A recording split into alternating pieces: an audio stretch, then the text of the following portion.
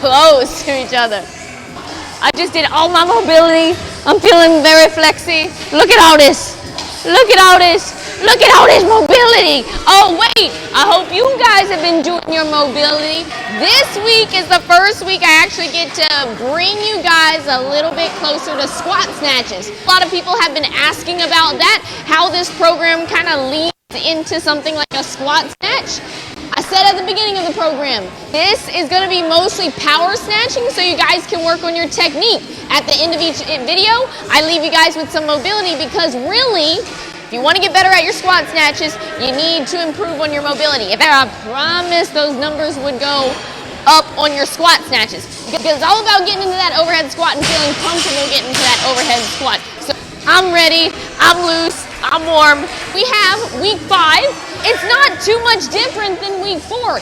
Last week I left you guys with some pause power snatches with specific pauses at the hang position and then at the high hang position. What we're gonna do this week is take out the pauses and smooth it out into a tempo snatch. We're not going full speed at these because I want you guys to take 2 things from this. 1, go slow enough to where you can recognize the positions we've been hammering, and then 2, the tempo keeps you at lighter weights. I still don't want very heavy weights. We're hammering technique. We're practicing good reps. Good reps might mean just all day with the PVC. As soon as I start taking heavy weights out and I'm getting all these funky reps and everything, we don't want your brain to remember that. So we need to practice good reps. This week we're working on tempo snatches. I want you to take a tempo that's anywhere from 3 all the way up to 5 seconds. 5 to get from the ground through the hang position, through the high hang position, and when that bar meets your hip crease, you do your vertical jump, drop, and land in your power snatch. Here's the first just run through of a good tempo rep. Bartman chin, eyes up, chest up. 1, 2, 3, 4. I chose to just go right in the middle at 4 seconds to show you guys. Just running through each of the positions from the ground to the hang to the high hang.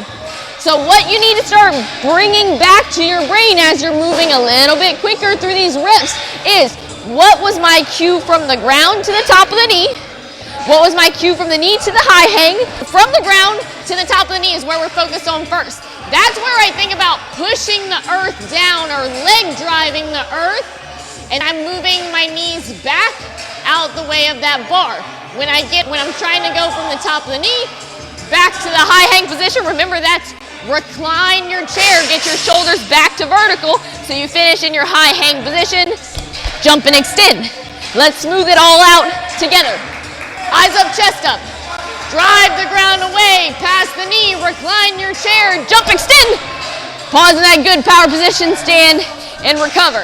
1, 2, 3, 4. You do not jump and extend until you feel that bar hitting your hip crease at the high hang position. So that's part 1 of week 5. The other part that I'm going to take you guys over to squat snatches with is one of my favorite snatch drills to help you guys get really confident receiving the bar. A tall snatch can be used both through a power snatch and a squat snatch. We're always so concerned with what the bar is doing on the way up and how to get it overhead, which leads us to the thinking of pulling the bar up and just kind of hope and pray that the bar finishes where it needs to. Really, it's your job to put the bar where it needs to go. This is a good drill for understanding that intention of getting under the bar and not waiting for the bar to land there. You pull yourself to that finishing position, whether it be power or squat. The tall snatch starts at the top of where you just did your jump and extension. Kind of starts from this balancing position. It was like I just did the biggest, hardest extension through the ground. Just think about squeezing every muscle through your legs, keeping your belly tight, and don't be afraid to lean slightly back behind that bar because that's where full extension is.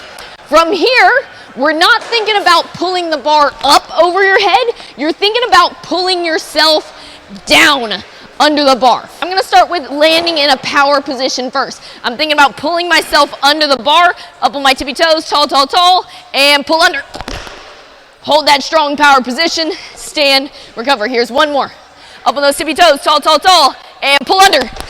What's awesome about this drill and how you can progress through it towards a squat snatch is thinking about pulling yourself lower and lower and lower. And I love that cue so much, is so many people are concerned with their overhead squat mobility and they always feel wobbly in the bottom of the squat. This drill helps you learn intention, pulling yourself to the bottom of the squat, and helps you stay tighter, much tighter. So when you get to the bottom of that squat, you're not just catching the bar, you're receiving the bar and pulling it to where it needs to go.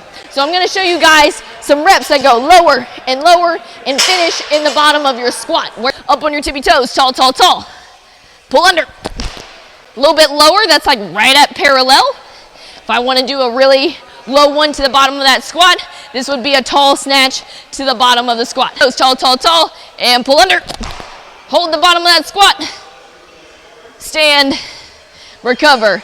That's a great progression into getting comfortable receiving the bar in a lower reception or even that full squat snatch. Week 5 work would be 5 sets of 2 to 3 tempo power snatches, using that 3 to 5 count from the ground all the way up to your hip crease and then being aggressive under the bar. You guys can build on those 5 sets, but realize it shouldn't be maximal to where you're failing reps. Practice good reps in between your sets. Do 5 sets of 2 to 3 tall snatches. Kind of decide what you want to do with them, whether you want to practice them into a power or a squat or a mixture of the two. Week 6, we're just going to touch base on a few nice cues that I have for you guys that might help your snatches just click into place, and that'll be the end of our lifting cycle.